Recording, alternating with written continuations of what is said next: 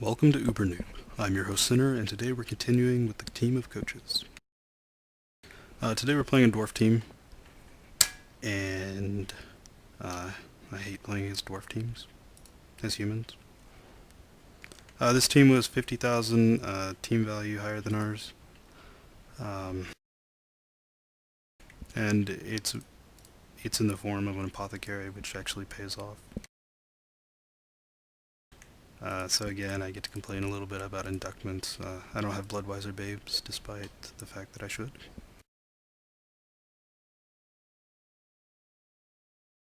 Alright, so whenever you're looking at a dwarf team like this, you're going to like things like Troll Slayers and their runners.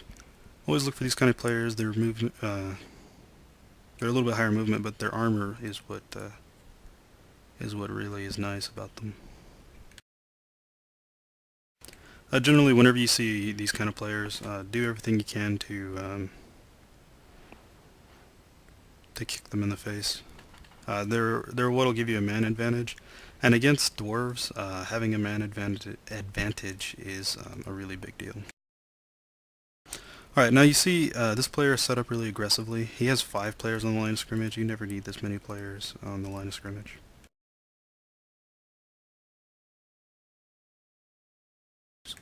Never put more than 3 players on the line of scrimmage unless there's a perfect reason to do it. Like if you get perfect defense, it's a good idea. What can happen here though, like for instance, if I were to be so inclined, I could just line up 6 players with Bob in the middle here. Bob would hit this guard player, and then I would get 5 free blocks against his players. But also what can happen, especially if you're dwarves or orcs even, whenever you see somebody set up like this, their movement 5 guys are pretty close to the line of scrimmage, and their highest movement player is off on a wing somewhere where they can't really be effective safety. Try to punish them, as you will see me do here. Because like I have a movement 8 guy, and I can just like run up the field, and there's no hope of, well, there goes my mouse. There's no hope of them catching me even. So these are the kind of things, like this is kind of a rookie mistake really. He recovers, he doesn't recover from it, but later in the game on the next kickoff, he does a much better job.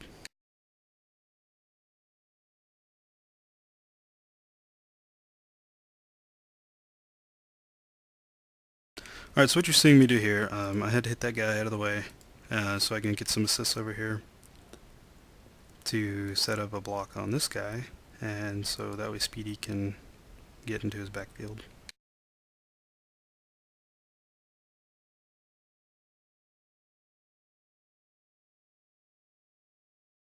So this is a really easy example of how you should be using your superior movement against dwarves. You're not always going to get this lucky though. A lot of dwarf players will have their runners back here. Runners are movement 6, and so once they get block, and maybe one of them with wrestle, they become really excellent safeties.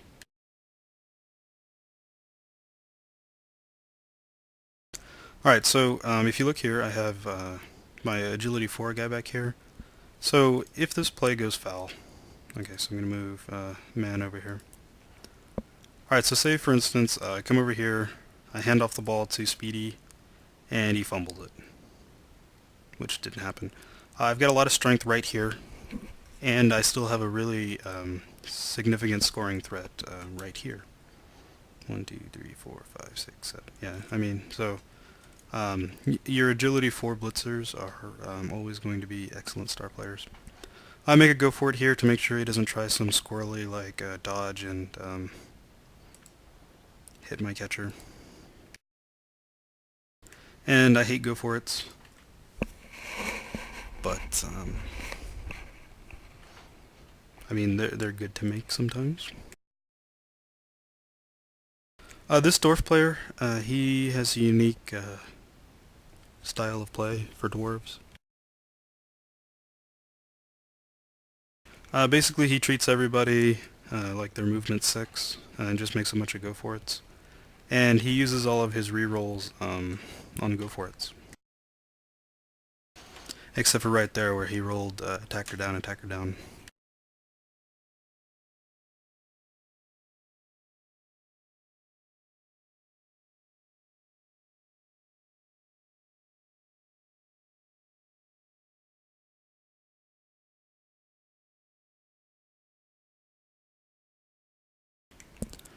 And here is block being good, because otherwise Davian would have just been knocked down there. Alright, so you see here, this was rather odd. He moved his runner over to get an assist here. Really, when you find yourself behind as dwarves, you need to move your faster players into the backfield to force them to score quickly so that you can reply. But if they're not going to make any effort to get the ball, don't give them the ball back by kicking off to them. Hold the ball on the 1 yard line and wait for them to actually do something productive.